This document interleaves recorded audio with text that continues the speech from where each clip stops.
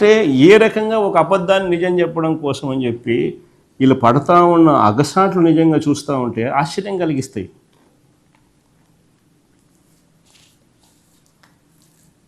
ఇప్పుడు రెండో కేసు చెప్దాం, పరకామణి కేసు. ఇది కూడా బాగా ఇంట్రెస్టింగ్ కేసు. ఈ పరకామణి కేసు అసలు ఆశ్చర్యం కలిగించే కేసు నిజంగా. ఈరోజు నిజంగా పరకామణి అనేది అసలు కేసు ఏంది అని ఒకసారి చూస్తే, ఆ రోజు హుండీ డబ్బులు లెక్కిస్తూ లెక్కిస్తూ చిన్న చోరీ, 9 నోట్లు,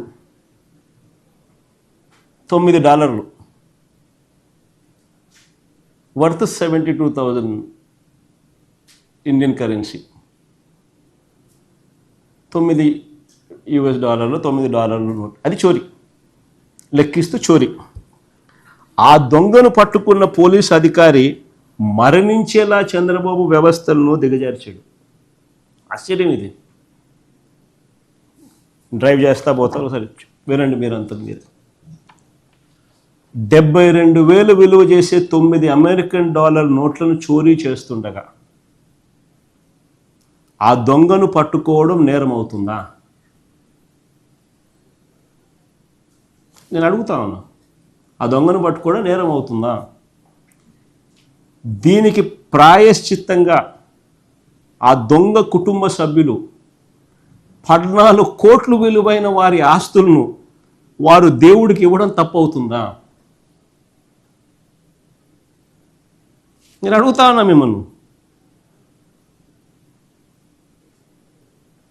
దీనికి ప్రాయశ్చిత్తంగా ఆ దొంగ కుటుంబ సభ్యులు 14 కోట్లు విలువైన వారి ఆస్తులను వారు దేవుడికి ఇవ్వడం తప్పవుతుందా?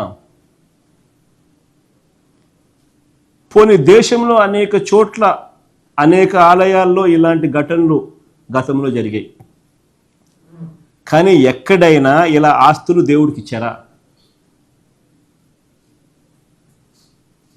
నేను అడుగుతా ఉన్నా, అందరినీ ఆలోచన చేయమని అడుగుతా ఉన్నా. ఈ దొంగ దొరికినప్పుడు కేసు నమోదైంది, తిరుపతి కోర్టులో ఛార్జ్ షీట్ వేసినారు, మెగా లోక్ అదాలత్ కోర్టులో కేసును పరిష్కరించారు. అన్ని కోర్టుల పరిధిలో ప్రాపర్ కోర్ట్ ప్రొసీజర్తో, అంటే జరగాల్సిన జ్యుడిషియల్ ప్రాసెస్ అంతా జరిగింది. కేసు నమోదు చేసినారు, తిరుపతి కోర్టులో ఛార్జ్ షీట్ వేసినారు, మెగా లోక్ అదాలత్ కోర్టులో కేసును పరిష్కరించినారు. జరగాల్సిన జ్యుడిషియల్ ప్రాసెస్ అంతా జరిగింది. ఇందులో ఏదైనా సాంకేతిక పరమైన ఏదైనా అంశాలు ఏమైనా ఉంటే దర్యాప్తు చేసుకోవచ్చు, తప్పులేదు. కానీ రాజకీయం కోసం, రాజకీయాలు మనసులో పెట్టుకొని ఈ ఘటన జరిగినప్పుడు